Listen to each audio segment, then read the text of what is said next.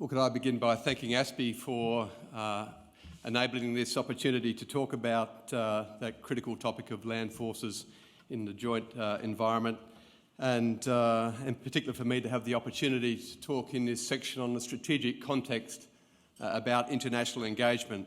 And indeed, I thank the previous speakers for preparing the ground on this topic.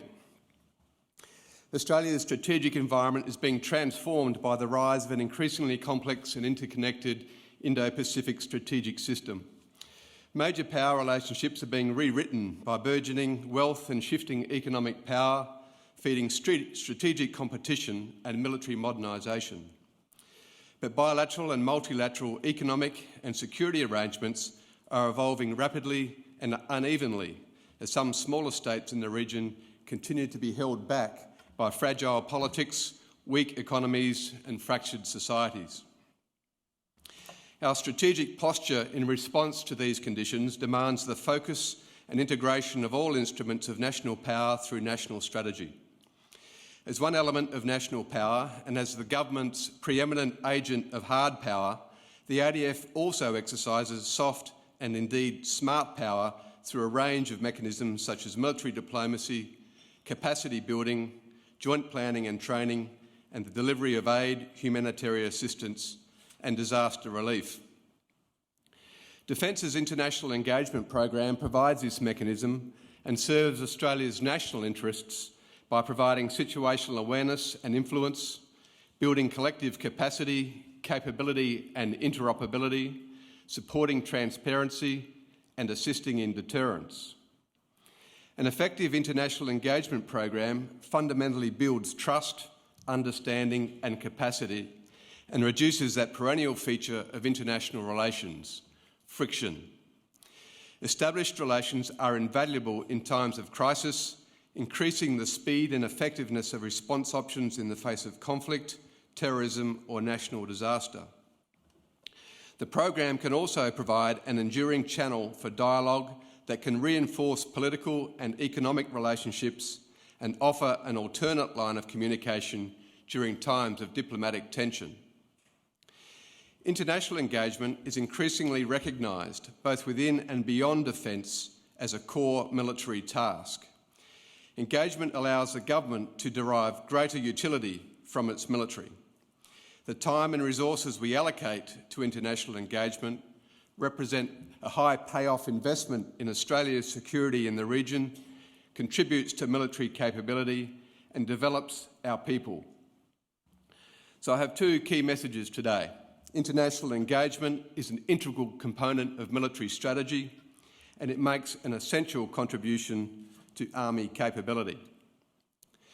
Many of the strategic challenges we face are transnational and networked by nature and require a transnational and networked response. Land forces have a key role to play. The Army International Engagement Plan is nested within the Defence International Engagement Plan. Collectively, it complements other military lines of operation and comprehensive whole-of-government efforts. The Australian Government requires its Army, as part of the joint ADF team and in conjunction with other elements of national power, to contribute to three core tasks: to shape the strategic environment, to deny and defeat threats to Australia and its interests, and to protect and support Australian and foreign civil populations. International engagement is fundamental to all three of these tasks, which represent strategic objectives for land power. Activities under this umbrella seek to generate mutual understanding, influence, stability and strategic alignment. These outputs are achieved through a combination of the physical footprint of our personnel overseas, the purpose and the pattern of our collaborative activities with other forces, and the network of relationships established between our service personnel and those of other nations. Army has a unique role in the conduct of international engagement. Within the Indo-Pacific, land forces tend to be dominant and influential pillars of the national establishment, increasing the strategic significance of army-to-army relationships. Notably, our region includes 6 of the 10 largest armies in the world, and the vast majority of military chiefs are army officers. Investment in the human domain requires time, commitment, proximity, and consistency. With its fundamental capability being its people, army-led cooperation can facilitate enduring relationships and achieve unique access and influence through effective employment of our human capital, the professionalism, agility, and imagination of our people. Today, the Australian Army maintains relationships with its counterparts in over 40 countries, conducting over 120 bilateral and multilateral exercises each year. Army conducts senior leadership staff talks with 18 counterparts annually. We have around 260 personnel permanently stationed overseas, completing education, learning languages and immersing in cultures, conducting liaison, capacity building and capability development, and who return home with experiences and perspectives of best practice to contribute to the continuous improvement of our capability. Reciprocal opportunities hosted here in Australia are another form of engagement with abundant potential. Some practical case studies illuminate my theme. The Australia-Indonesia relationship is vital to us, and the relationship between the Australian Army and TNI is instructive. Army has developed a cohort of officers who speak Bahasa, who have trained and instructed at Indonesian military colleges, and who have worked closely with Indonesian counterparts in training and military diplomacy. Likewise, Indonesia has a significant number of professional and experienced officers with strong Australian connections.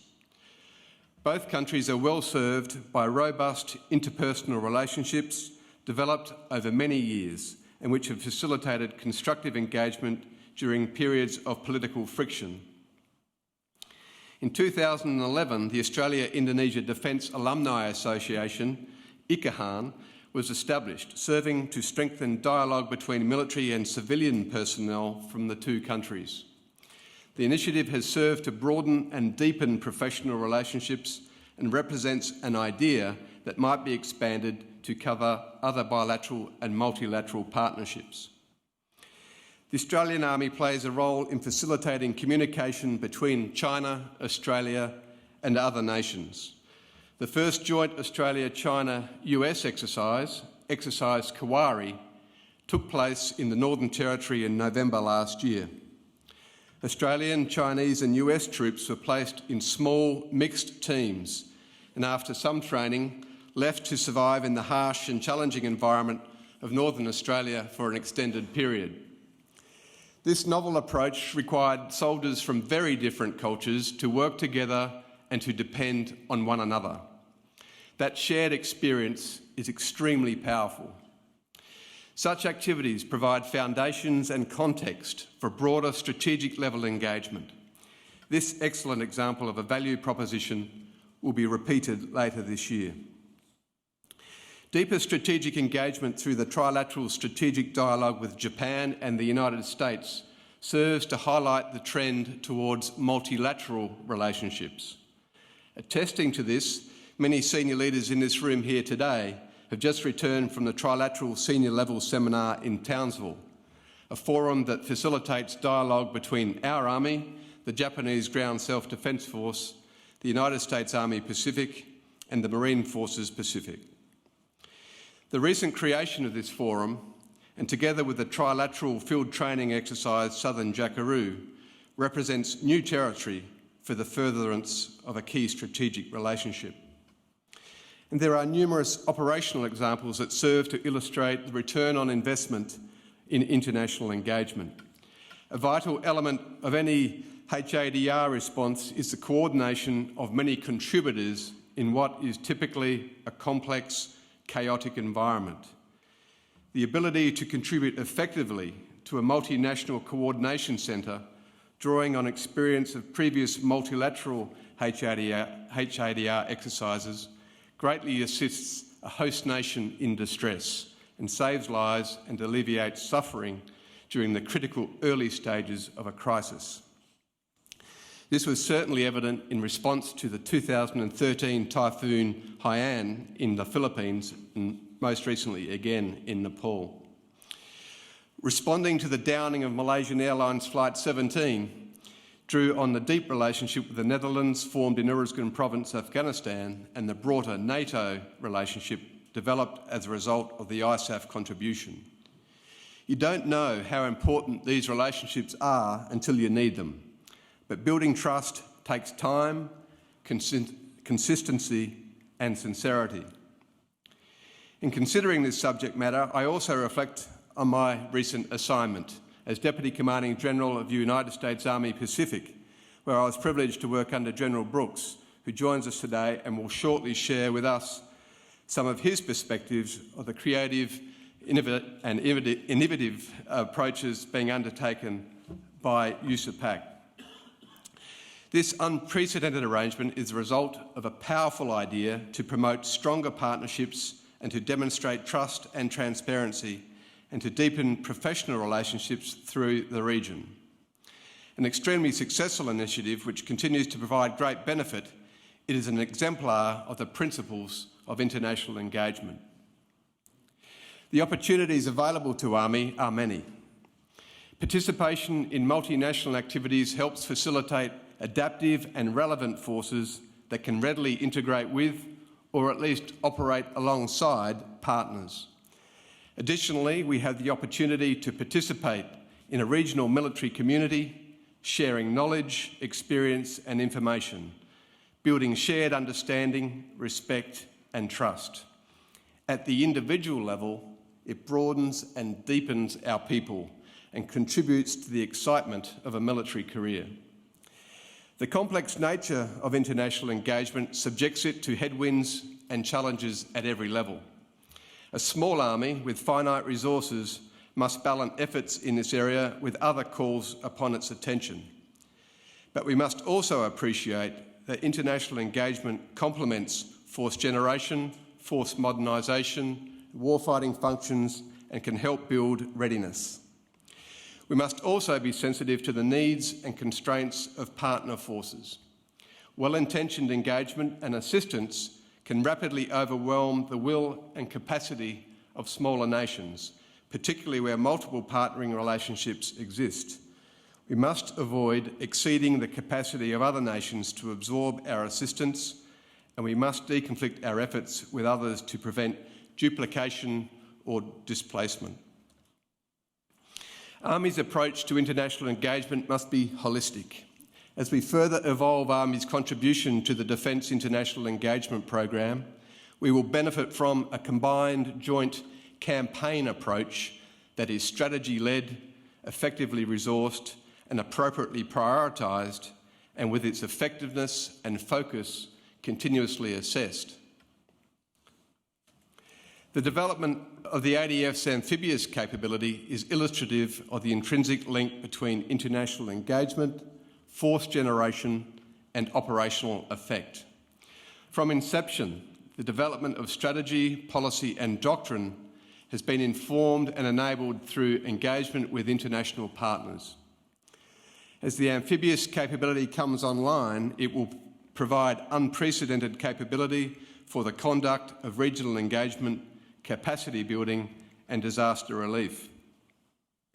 But these exciting developments in Army and joint capability will also require us to focus expectations in terms of readiness, responsiveness and delivery. I said at the outset that in addition to its strategic purpose, international engagement fundamentally improves our Army. So as we habitually seek to modernise capability, so too we must strive to modernise relationships through an enhanced approach to international engagement. Influence, understanding and trust on the international stage are the product of vision, strong leadership, perseverance and patience. Time and resources correctly invested in international engagement can yield an asymmetric benefit, often when least expected and most needed. So to conclude, quite simply, a more strategic and integrated approach to international engagement and security cooperation must be a core component of Army's mission into the future. Thank you.